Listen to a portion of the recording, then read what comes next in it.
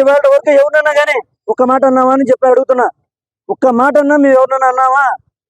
ఈ రోజున ఇంట్లో ఉన్నటువంటి మహిళని మీరు ఇలాంటి మాటలు మాట్లాడతారా?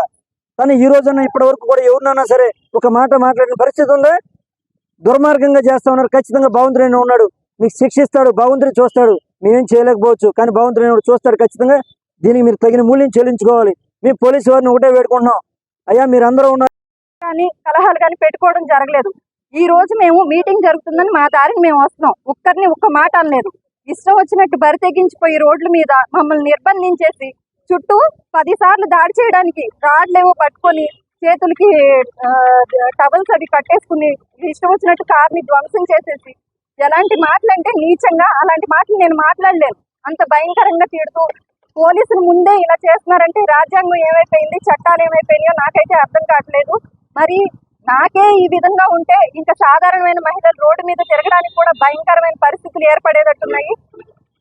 గవర్నమెంట్ వచ్చి 1 సంవత్సరం అయింది, ఇంకా 4 సంవత్సరాలు ఈ భయానక పాలన ఎలా ఎదుర్కొంటారో మరి నాకైతే అర్థం కావట్లేదు.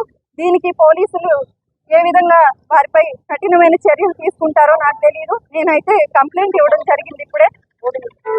దీనికి సంబంధించి ప్రతి ఒక్కరూ కూడా బీసీ మహిళనైన నాకు జరిగిన ఈ అవమానం ప్రతి మహిళకి జరిగినట్టే అని నేను భావిస్తున్నాను.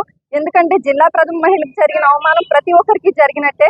ఇంత దారుణమైన బూతులు మాట్లాడుతున్నారంటే వారిని ఎస్పీ గారు ఖచ్చితంగా కఠినమైన చర్య తీసుకుని వారిని ఈ రోజే జైల్లో పెట్టాల్సిందిగా కోరుకుంటున్నాను. మేము ఎవరిని ఎటువంటి పదజాలాలు ఉపయోగించకుండా మా మీటింగ్ మేము చేసుకుంటున్నాము. ఆయన మేనిఫెస్టోలు ఇచ్చిన పథకాలు అమలు చేయట్లేదని మాత్రమే మాట్లాడుతున్నాను. ఇంతవరకు 4 మీటింగ్స్కి వెళ్ళాము, ఎక్కడ కూడా ఇలాంటి పరిస్థితి లేదు. కానీ ఈ రోజు గుడివేడ కేవలం మేము రోడ్లో ఎంటర్ అయ్యామంతే, అసలు ఆ రోడ్డు కూడా ఎంటర్ అవ్వలేదు. వాళ్ళు తిరిగి కారు రిటర్న్ వెళ్ళిపోమనంటే మేము కారు తిప్పుకుంటున్నా సరే మొత్తం రౌండ్ చేసేసి మొత్తం అంతా ధ్వంసం చేసేసారు. మీరు ఆల్రెడీ విజువల్స్ చూసుకునే ఉంటారు.